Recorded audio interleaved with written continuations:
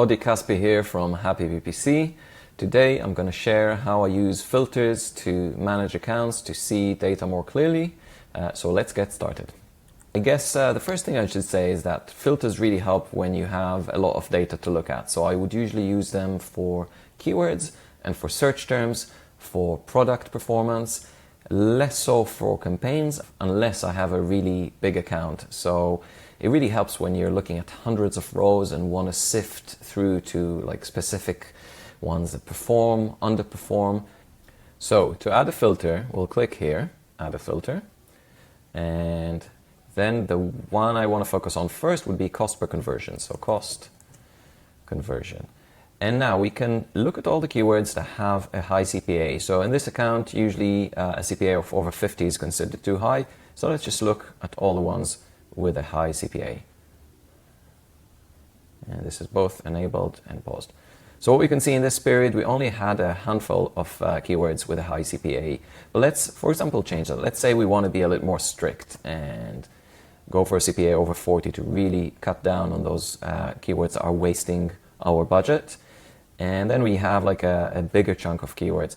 And let's say we want to focus, we can add a secondary filter and say, well, you know, if a keyword had a high CPA, but it only spent so little, then it doesn't really mean enough. Like we shouldn't pause this keyword yet because it's not spent enough for us to really know if it's converting or not. Like maybe once it's spent 80 or 90 pounds, we can actually judge whether the CPA is high. Maybe if we let it spend another 10 pounds or so, it's going to convert again and the CPA is going to go much lower. So in this case, I'm going to add a secondary filter for cost.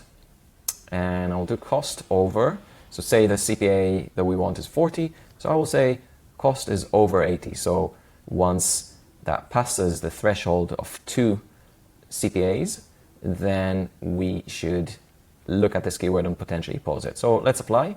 We now have these 2 metrics, and we're only looking at keywords that have spent a significant amount of money and the CPA is over 40. So potentially all these keywords can be paused, and if we look at the average CPA for that account, it would be £36.50, and with our filters it's close to 50. So by pausing these, we're actually going to reduce our cost per conversion quite significantly. The other thing to consider is how many conversions we're getting from those keywords. We're getting 38 conversions out of 456. So if we pause this, we're actually not going to lose that much, and potentially, hopefully, the budget will be diverted towards the better performing keywords. So say, for example, this filter is useful for me, and let me just click on that so we see it. So let's say this filter is useful and I want to look at it every month when I run my checks on the account. So I can save this and call this high CPA and spend, and save this. And now, you know, even if I close this down, I can always click and bring this forward, high CPA and spend, and I can just look at this. So I can check this again next month and see if there are any big spenders here that I want to cut. We're talking about keywords with high CPA, but what if some keywords don't convert at all? So that would actually be keywords where the conversions, so keywords that don't convert have a cost per conversion of 0 in Google Ads, which is a little bit misleading. In this case, we want conversions under 1, and let's see. And we're arranging by cost. There are some keywords that have spent £52 but haven't converted. We can pause them. In this case, I might allow them to spend a bit more, or basically just look at a longer time frame. Let's say 60 days. Let's see if anything is in here. Okay, so this one spent 50 and had half a conversion. So we can even change this filter to be like less than 0.1 of a conversion, because these would really be keywords without a CPA in here.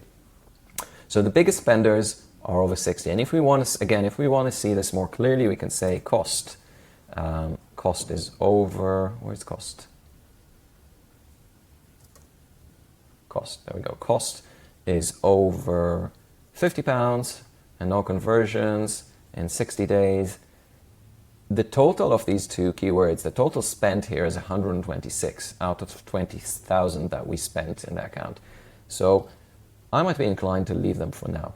And even though the data, say for example, I remove one of the filters, the cost filter, even though the data is here and I can see it, just by adding these filters, it gives me a lot of clarity to really hone down on those elements. And I find that when you look at big accounts, when you look at a lot of data, yes, you can kind of see it in the big tables and you can kind of arrange by cost, arrange by conversions, etc. But once you actually filter down, you see things with precise clarity, and it allows you to take meaningful actions in the account. And let's just think if there's another filter that we could use in here. So let's actually look at search impression share, which is a metric that I really like to use. Search impression share. So let's say we're looking for keywords with a low search impression share. So search impression share under 50. And our goal is to find keywords that are good performers, but have a low search impression share. So we want keywords with conversions over, let's say conversions are more than 1, so they're not a fluke, or actually let's say more than half. And we want a CPA, cost per conversion, that is 40 or less.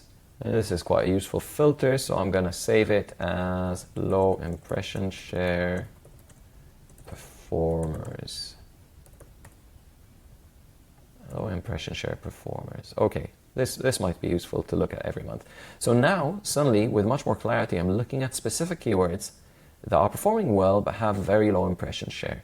Usually we look at the accounts initially at the campaign level, but this is really useful to kind of dissect it into its internal, more granular elements, the keywords, and just look at the opportunities in here. And we have quite a few keywords that have relatively low impression share, that they can be pushed further, and really the cost per conversion is good, so really we should look at how we push them. So maybe I could look at those keywords and see whether I can split them into separate campaigns with separate budgets and push them harder so that the client enjoys more of that performance, basically.